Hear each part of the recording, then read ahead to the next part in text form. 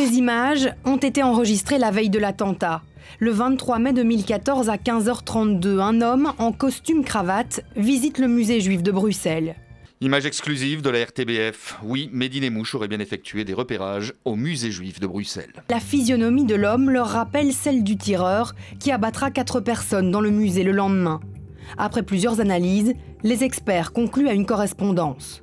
La coupe, la couleur et l'implantation des cheveux de l'homme au costume correspondent à la coupe, à la couleur et à l'implantation des cheveux de Mehdi Nemmouche.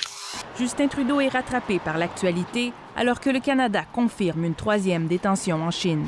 Nous sommes en train d'en savoir un peu plus sur ce cas-ci. Et c'est une nouvelle étape dans le bras de fer entre la Chine et le Canada. Depuis l'arrestation de Meng Wanzhou, la directrice financière de Huawei fait l'objet d'une demande d'extradition des autorités américaines. Et si Ottawa confirme cette 3e arrestation sans révéler d'ailleurs l'identité de la personne, en revanche... Ce 3e cas n'a pas l'air, encore une fois, les indications préliminaires sont que ce n'est pas lié à une question de sécurité nationale pour les Chinois.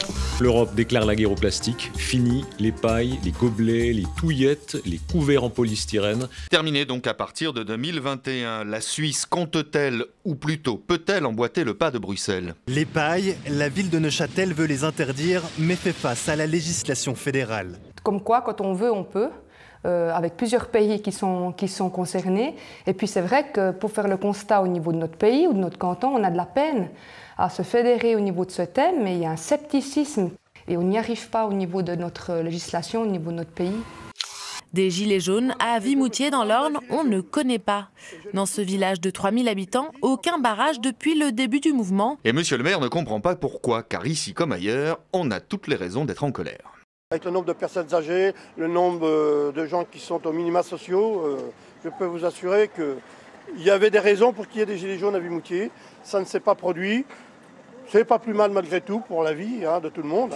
Les seuls gilets jaunes qu'on a vus à Vimoutier, ce sont mes employés municipaux. Alors peut-être qu'il manque tout bêtement des ronds-points. Il y a des ronds-points bien sûr, sauf que peut-être manque de motivation, je sais pas.